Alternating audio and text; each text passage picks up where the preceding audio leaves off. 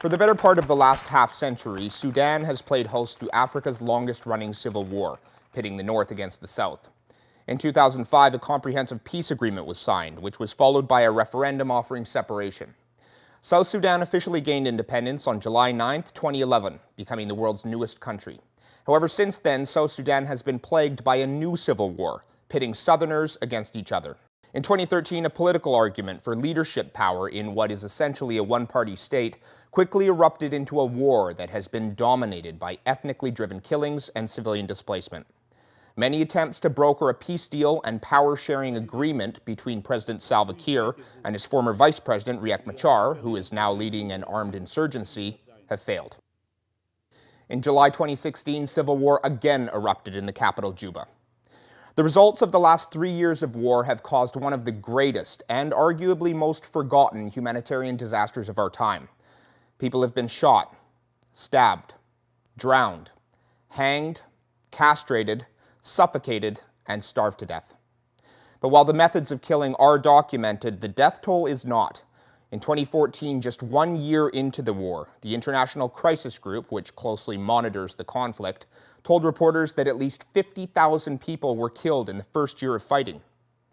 However, aid workers and officials who refuse to speak on record estimate the number closer to a few 100,000. Nobody knows the true figure. The ways in which people are dying are truly difficult to fathom, but so are the ways in which people are living. According to the United Nations, the number of South Sudanese refugees who have fled to other countries recently passed 1 million, but that number does not include the more than 1.6 million displaced within their own country. The level of suffering is hard to understand without seeing it with your own eyes. I have seen it, and in fact have lived and worked in Sudan and then South Sudan for the nearly last 6 years. Collecting information from and taking pictures inside South Sudan is dangerous. South Sudanese people still inside the country are hesitant at best to talk about the current situation for fear of repercussions by security forces. However, outside of South Sudan, some of the 1 million displaced are beginning to share their experiences and describe how the past and current wars have affected their lives and continue to shape their futures. These are their stories. Kenya, the hub of East Africa, home to at least 88,000 South Sudanese refugee and asylum seekers. Some came here recently. Others have essentially grown up here. We were flushed out from Bor town with my family, and so I was young. I think I was close to 8-9 years. After fleeing the war as a child, Phillips worked hard, got some good luck, and carved out a life for himself. So giving scholarships to refugees, and I was a beneficiary of that. With peace came hope, and South Sudanese refugees scattered across the globe returned with the aim of rebuilding their homeland. We have South Sudanese in the West, in America, in Australia, in Canada, and all over, who went, but when after independence, they thought of coming back. People came in numbers, And this was from the indication that now things will pick, things will start moving. That never happened because expectations were high and results were low. Despite massive international funding, development stalled, corruption accelerated, and rebellions continued. Every other time you stalk this rebel, another one comes up here. It became a business at some point, and it's still a business up to now. Part of the reason why rebellions are so common is because small arms are cheap and easily accessible. Everyone is literally armed. Everyone has a gun, including even me. I'm a civilian and I'm literally armed. And you're seeing that every other night you've heard of a non-gunman. People will shoot people and someone dies, someone being robbed, and things are happening that way. You're put in a situation of fear. Most people in the West associate armed conflict with only death, but in reality, the effects of war are far-reaching. The impacts of this war have cut across. There has been talk of lives lost, properties destroyed, people scattered. You not sit anywhere. You're not in your own house. You're out of the country because of the impacts of the war. You're looking at small children who are supposed to be in school going. They're not in school. You look at someone who lost a relative during the war. What impression do you have that it's just you're mentally tortured because you lost a relative because of some two people's issue or some political game by some individuals. There is a trauma. If you go to refugee camps and talk to someone, you will hear that this person is not thinking of going back to South Sudan. I wanted to see for myself, so I flew to Uganda and then went north by road. So we're here at the South Sudan-Uganda border point. Now we're on the Ugandan side right now at a town called Elegu. On that side of the border, which is just by the bridge behind me if you can see it, is a town called Nimale. Now there's a lot of activity here going on this side of the border, but on that side, at the Nimale side, the South Sudan side, the situation is dire. And there's a lot of refugees that are crossing from South Sudan into Elegu to be registered at this UNHCR collection point as a refugee. On that side of the border, the security situation is quite bad. The road going from Nimale to Juba, which is the capital city of South Sudan, is very dangerous. There are armed bandits, ambushes, cars are hijacked, and people are killed on that roadway quite often. So the refugees that are coming here, some are trying to escape the conflict, others are not waiting for the conflict to arrive in their area. They're coming here, they're coming to Uganda, they're going to be registered as a refugee, get a wristband, put on a bus, and taken to a different refugee settlement inside Uganda. And really, they are not looking at this as a temporary solution. Many are putting roots down here, and they are not planning on going back. At Elegu, we met up with Lino Taban Thomas. It's not his real name, but we're protecting his and other people's identities for their own safety. The situation in Juba is not okay, and even me, I'm in Juba, anyway, I seen with my eyes. It is okay at day hours, but if it reaches the night hours, you'll be raped in the night, sometimes shot to death. Thomas earns a living by shuttling people between Juba and the border. These days, the road is dangerous and expensive. If it reaches to the evening hours, it is not okay to move at the road because we have 2 to 3 people have to stop you and you produce money. You don't have money, you'll be killed also. We have got a lot of vehicles that have been banned on the way because of the insecurity.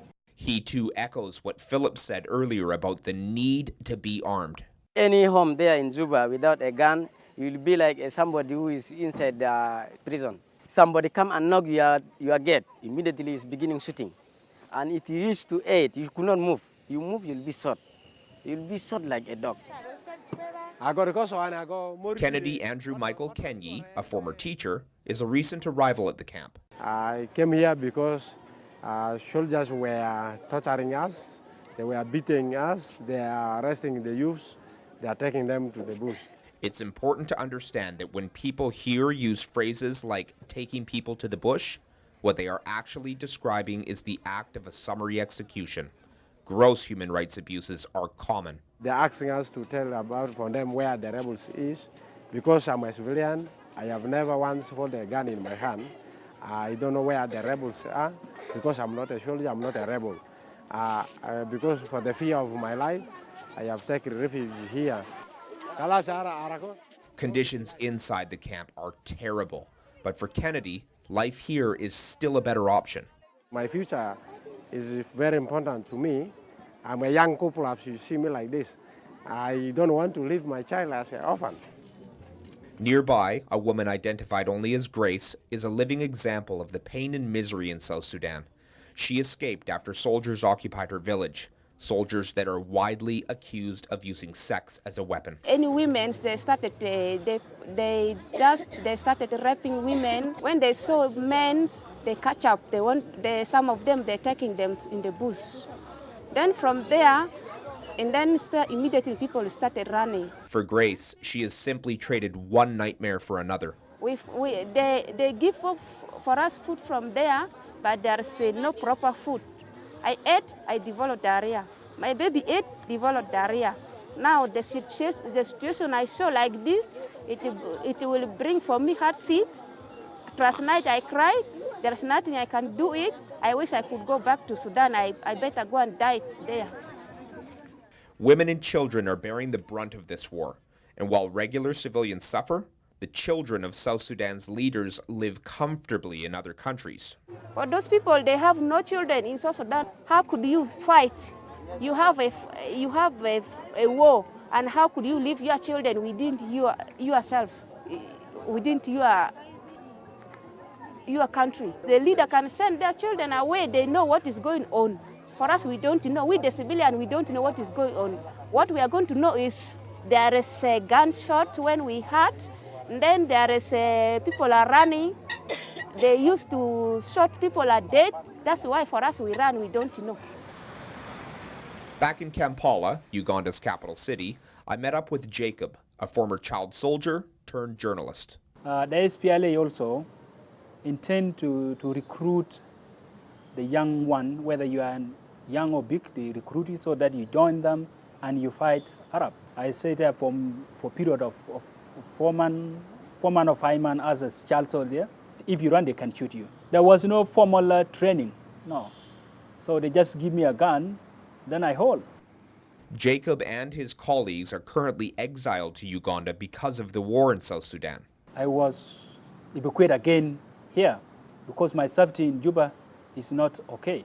But his life isn't under threat because of his job. It's because of his tribe. The fighting is text between Nuer and Denka. That's basically because Kir is from Denka and Machar is Nuer. So SPLA in government, they're supporting Kir, and SPLM-IO are supporting Machar. So if it happens that you are pawned by SPLM in government and you are Nuer, they will say that maybe you are supporting, even though you are neutral, they will not know. They will say that you are Nuer, they will kill you because you are Nuer. That's the only thing. The same thing, I also, if they get Denka, they cannot leave because this person is a Denka, can be killed. If we get an opportunity, we must make sure that we finish one community, and then we'll remain superior. And the same happen on the other side. James, a Dinka, has tribal markings often associated with Nuer people. The scars can be a fatal ethnic identification. We share the same marking, and it's very difficult to distinguish. But your marking like myself, it's very risky because somebody can see me like a Nuer. In 2013, there were some other people who lost their life, regardless because they are being maybe mistaken. Okay, they see them like Nuer.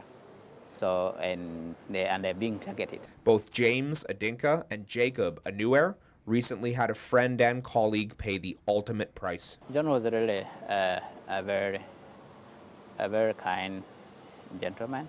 It was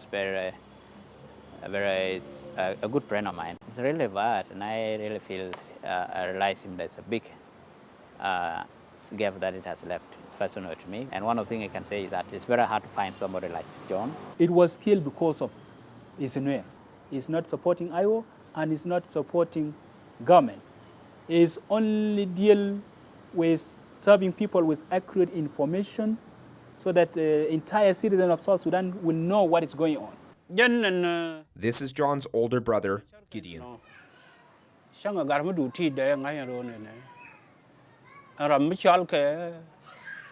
Mu buz ching ka cha yo dal niam ching mu chiro de diwo te dia de ro dien diwo nen gwaring la gor na gad diwo ro de ka misen je ching ba diwo ro de kan chiang la chiang ka ji ching diwo ro de en chiang ka bliu de yen me na ta me te ka jui de na so ka ya jo. When Gideon went blind, John became the main provider for the entire extended family. His murder has left an irreplaceable gap. I first met John Gatluak back in 2011 when I was training local journalists in Lair, a unity state, South Sudan, John's home. Even as one of the youngest reporters, I instantly knew there was something special about John. He was not only willing to do the stories that others feared, he sought them out and pursued them with a balance of tenacity and fairness. On July 11, 2016, John was at an upscale hotel in Juba where he had been taken by his employer for his own safety after earlier being briefly detained by government security forces. Government troops later entered the hotel and are now accused of beating, robbing, raping, and terrorizing the tenants with mock executions and other abuses. There are numerous allegations and widespread public reports that senior officials with the UN mission in South Sudan, UNMISS, were alerted by those inside the compound within minutes of the attack beginning. Over a 4-hour attack period, and despite continuous calls for help, UN troops allegedly refused to deploy, despite the hotel being literally a few hundred meters away. During this time, John was lined up, targeted, and executed. Shot twice in the face, and 4 more times while he lay on the ground. John was a true moderate, someone who wanted to do something good for his people, all South Sudanese people. regardless of their tribe. His life is just one of an unknown number stolen during this war, lives that could have helped contribute to a brighter future for South Sudan and all of its citizens. There are important stories of tolerance and kindness that often go unheard. Ding Lawals is one of them. He is a Nuer, but his wife is Dinka. In 2013, when ethnic Nuers were being targeted and killed in Juba, his in-laws helped keep him safe. Now we are receiving phone call that people are being detained, people are being killed on the street. We were told to stay indoor. So we stay in a house for 3 straight days. We couldn't come out because, and eventually people have also fled to UNMISS camps, protection site. Then I call relatives, I have Dinka relatives, and I told them that I need to find a way to go to UNMISS. So they came and then escorted my family. Forced to seek protection inside a United Nations compound, it was there where news of what was happening in December 2013 started to emerge. It became clear that people of Nuer background were targeted. We start to hear what's happened. The kind of indiscriminate killing, the mass killing that happened. Children and women sometimes burn into their homes. And sometimes you don't even want to tell what happened. You know, you met some people who are actually forced to eat a flesh of a dead person. A flesh of a person will be cut. You would just be forced to eat it. Some people were even made to sleep with their relatives. Ding, also a former refugee, spent years in Canada before returning home to help his fellow South Sudanese. Now in Kampala, after being forced to flee Juba for the second time in 3 years, he struggles to find a balance between taking care of his family and helping rebuild his nation.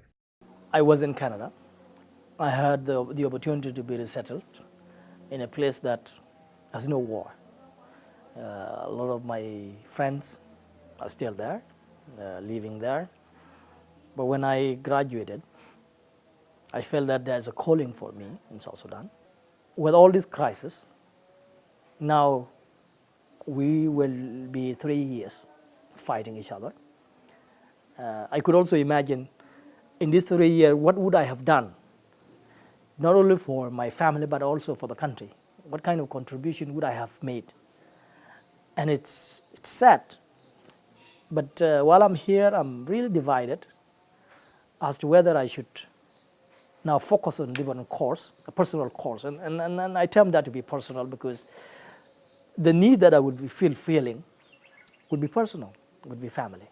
You know, if I get a job, if I go back to Canada, I would be just working to support my family. That is completely different from the role that I was playing, from the kind of work that I was doing, which is to actually work with people to improve the condition and living condition of our people and to actually change people to be better citizens for South Sudan. We're going back to where we came from again, which is a big problem here. Back in Kenya, Philip says that neither of South Sudan's largest 2 tribes are innocent in this war. It's tribal, of course. Like, I can't be in a Nuer land now. I'm a Dinka, I can't be in a Nuer land. I'll be killed. I cannot sit with a group of maybe a Nuer guy and feel happy. I will never be comfortable because I know anything can happen. It can turn against me.